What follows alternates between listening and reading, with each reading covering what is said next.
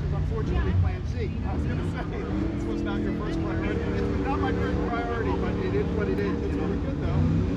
Yeah, I figured, you're going to bring something that can break. Still here. So the Pinto motor was... Don't forget, lane 8 is Well, ready for license passes. Lane 8 it's almost all original. It's 40 years old. Yeah. And we just jumped in Only we were in Jersey. We just jumped in and said, okay, I changed the oil and said, okay, we're heading out. Cool. Did 400 mile ride in. Yeah. I've never been more than 50 miles away from my house. Until today. Until today. Well, Sweet. I like it.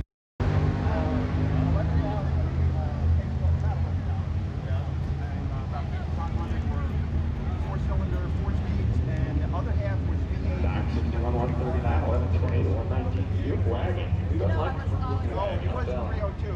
Right here in the front 80 lane. and 81 with a 260. 82 is when the GT came back. Wagon truck crew going right behind it. Only thing it's under is I put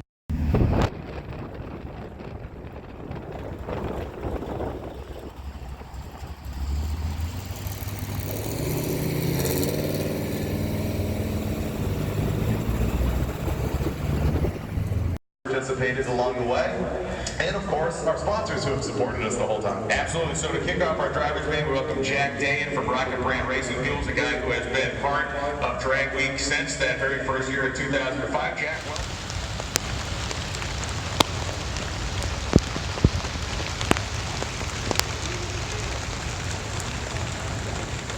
The right-hand lane, Dallas Shelton goes 1160 at 110.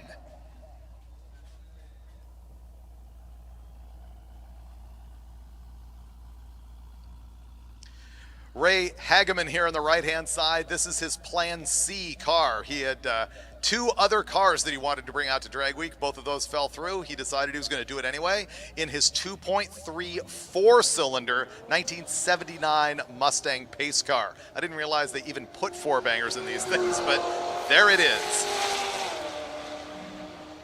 So another member of the Shishak family. They're all Pontiac all the time over there. That 09 G8 goes 1181.4 at 124.96 as Hageman 1778 at 77.12. Once again, reaching freeway speeds at the end of the quarter mile, so that should be able to handle the traffic that we're going to see on Hot Rod Drag Week as we progress to the next track. Soon.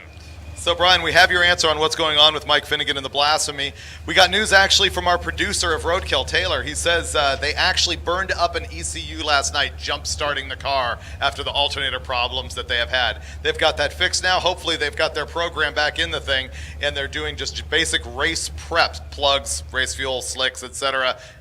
The party pulley going on, ready to make their pass. Daryl Yost about to get down like Charlie Brown over there. It's a big block. It is a stick shift, and it is an 8-second, 160-mile-an-hour car. Actually, it likes to turn automatic in it, unless he is the slickest shifting guy in the known universe. 8:48 at 160 for Daryl Yost as Ray Hageman from Belford, New Jersey, heads down the racetrack in the pace car, the 79 pace car edition Mustang with a 4-banger in it, going 17:45 at 78. Yeah, occasionally we've got information on these cars from prior years, and we haven't had a chance to catch up with the racer yet this year.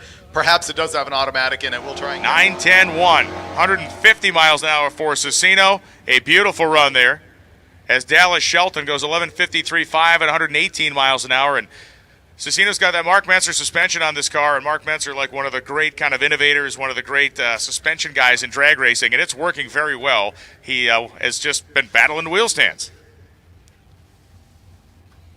We've enjoyed every one of them, though. That's what it's all about. Brad Bowers and Ray Hageman going down the racetrack. Hageman, a 4-cylinder 1979 Mustang. Brad Bowers, a 1967 Dart.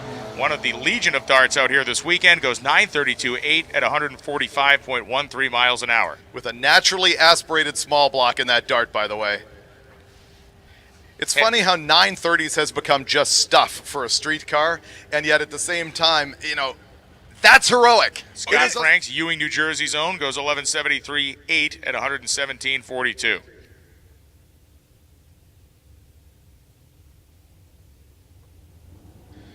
Good traffic through the staging lanes, and again, if you're in the lanes, let's keep it moving up here, keep things tightened up and snugged up so we can get as many cars down the racetrack as we possibly can today. Been watching a lot of folks head out the gate. Reminder, do not bring your time slips anywhere but to the Hot Rod tent.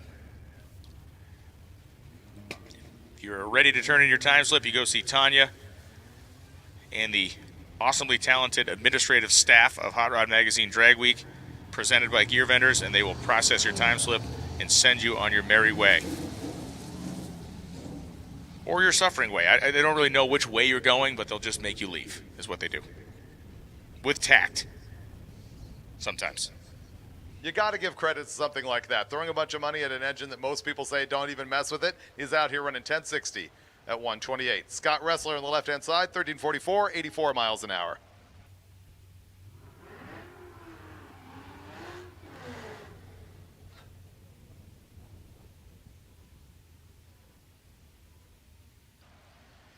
Ray Hageman here on the right-hand side. That is a 79 pace car Mustang with a four-cylinder.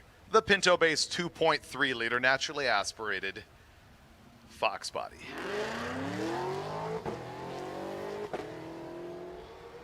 To no one's surprise, Stephen Willingham is out front in the ZL1 Camaro. He goes 112 miles an hour to the eighth and 135 to the quarter, running 10.12 seconds.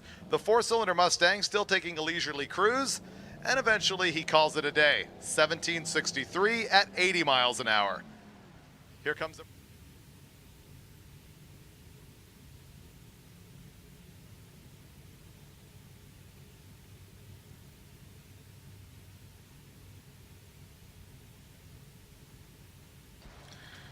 Ray Hageman and John Post coming up right now.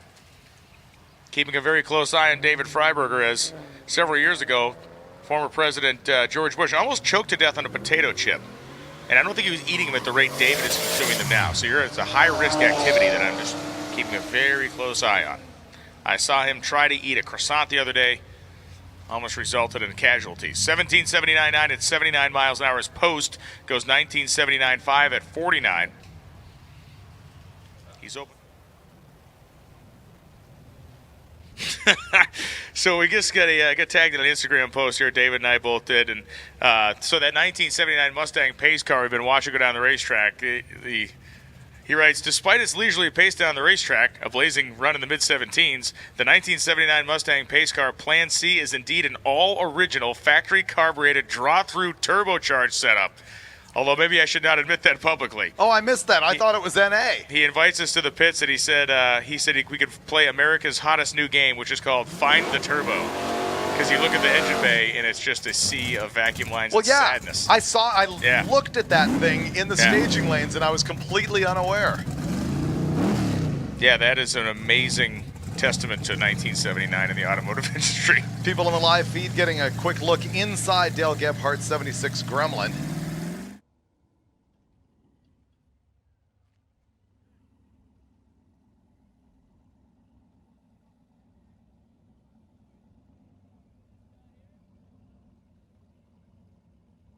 Here we go again with a couple of Mustangs coming up. Dave Dennison in the green Stanford, Connecticut 91 Mustang.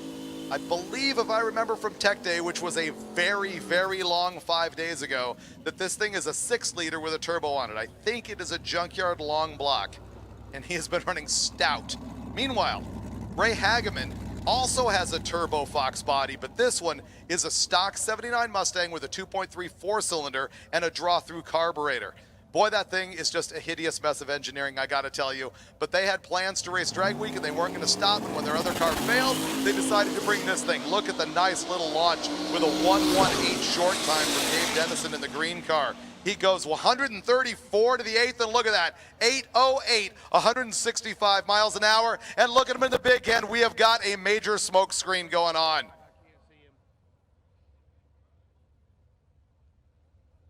You could tell Hageman there in the left-hand lane, there is so much smoke, he is on the brakes, making sure that he's not going to hit anybody. That is the right thing to do. We are looking at the replay ourselves to see what happened here. Looks a lot like he had that engine let go, so I'm going to make a judgment call. When I said that was a junkyard short block, let's just go ahead and say I was right. Hopefully we get up there and make sure that everybody is safe and sound. Give us a minute to clear the track.